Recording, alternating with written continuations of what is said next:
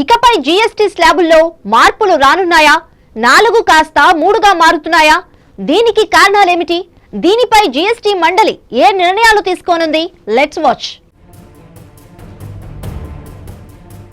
రాష్ట్రాలు ఇకపై కేంద్రంపై ఆధారపడనక్కర్లేదా? అందుకోసమే జీఎస్టీలో మార్పులకు డిమాండ్ వినిపిస్తోందా?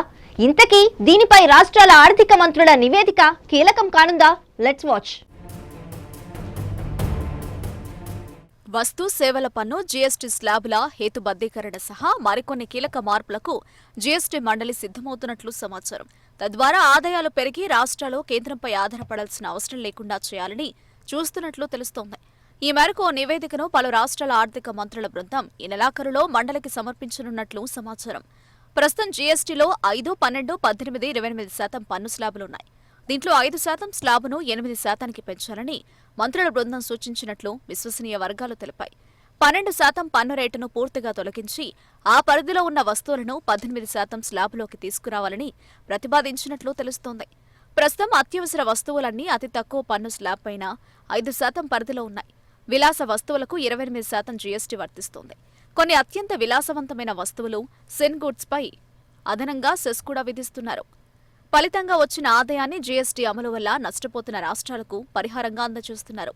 5% స్లాబుని 8% పెంచడం వల్ల ప్రభుత్వానికి ఏటా అదనంగా 1.50 లక్షల కోట్ల ఆదాయం వచ్చే అవకాశం ఉందని మంత్రుల బృందం నివేదికలో పేర్కొన్నట్లు తెలుస్తోంది.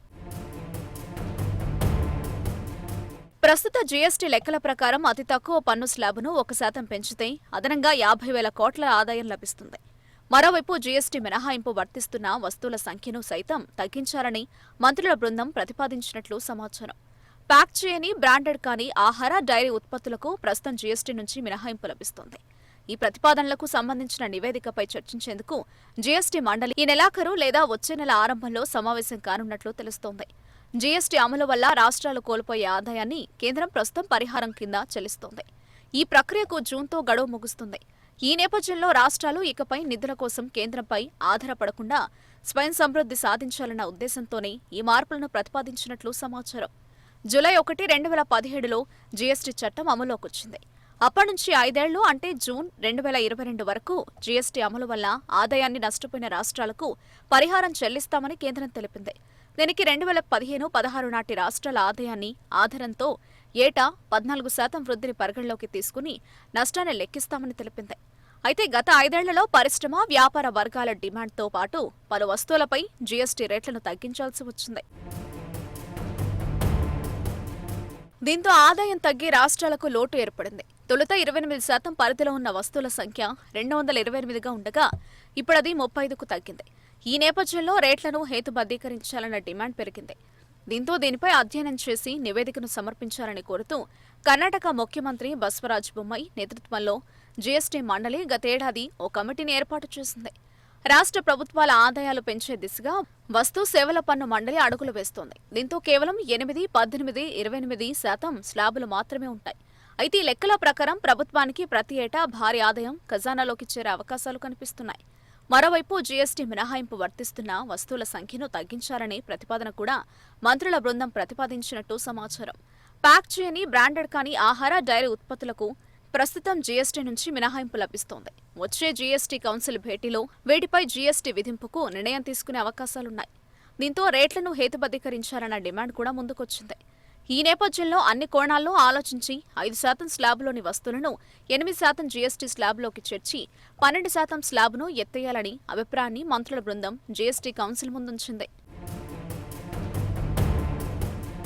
ప్రస్తుతం జీఎస్టీ కింద కొన్ని అత్యావశ్యక వస్తువులకు పన్ను నుంచి మినహాయింపు లభిస్తే మరికొన్ని వాటి మీద అతి తక్కువ మాత్రమే పన్ను విధిస్తున్నారు. ఇంకా లగ్జరీ, డీమెరిట్ ఐటమ్ ఉత్పత్తులకు అత్యధికంగా 28% పన్ను వర్తిస్తుంది. జీఎస్టీ తీసుకొచ్చిన కారణంగా రాష్ట్రాలు నష్టపోయిన ఆదాయాన్ని భర్తీ చేయడానికి కొత్తగా జీఎస్టీ పన్ను వ్యవస్థలో మార్పు చేయాలని కేంద్రం భావిస్తోంది. ఈ ప్రతిపాదన అమల్లోకి వస్తే ప్రస్తుతం 12% పన్ను విధించే అన్ని వస్తువులు మరియు సేవలు 18% స్లాబ్ కిందకు మారతాయి. అంతేకాకుండా జీఎస్టీ నుంచి మినహాయించిన వస్తువుల సంఖ్యను తగ్గించాలని కూడా జీవోఎం ప్రతిపాదించింది.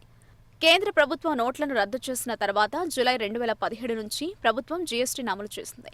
ఒక వస్తువును కొనుగోలు చేసినప్పుడు లేదా ఒక సేవను పొందినప్పుడు పన్ను చెల్లించాల్సి ఉంటుంది.